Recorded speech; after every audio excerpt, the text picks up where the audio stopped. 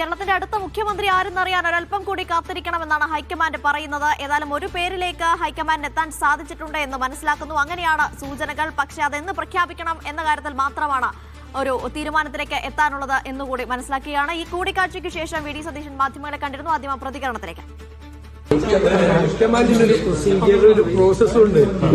ഏത് സ്ഥലത്താണ് ഇത്രയും വേഗത്തിൽ ഇത്രയും കാര്യങ്ങൾ നടന്നിട്ടുള്ളത്? ഏത് സ്റ്റേറ്റിലാണ് നടന്നത്? ഏത് പാർട്ടിയുടെ കയ്യിലാണ് ഇത്രയും സ്പീഡായിട്ട് ഈ പ്രോസസ്സ് നടന്നിരിക്കുന്നത്? നിങ്ങൾ അസ്വസ്ഥരായില്ല. അതുകൊണ്ട് ഒരു പാർട്ടിയുടെയും ഇത്ര വേഗത്തിലും ഇത്ര സ്പീഡിലും ഈ പ്രൊസീജിയർ നടന്നിട്ടില്ല. ഒരു വൈകല്യ കാര്യത്തിൽ ഉണ്ടായിട്ടില്ല. ഇനി അവിടെ നിന്ന് decision പ്രഖ്യാപിക്കേണ്ട തൃപ്തിയുണ്ടോ? 100%. Why there is a delay? Why there is a delay in this discussion? There is no delay. Why? There is no delay. This is the fastest procedure. They have done it very fast. Why are തർക്കമില്ലെന്നാണോ പറയുന്നത്? You inquire about the other states, other parties, how they are selected. ഈ തർക്കമില്ലെന്നാണോ പറയുന്നത്? തർക്കമില്ല. ഈ ചർച്ചകളിൽ ഫ്ലെക്സുകളൊക്കെ മാറ്റുകയാണ്. finalized or not?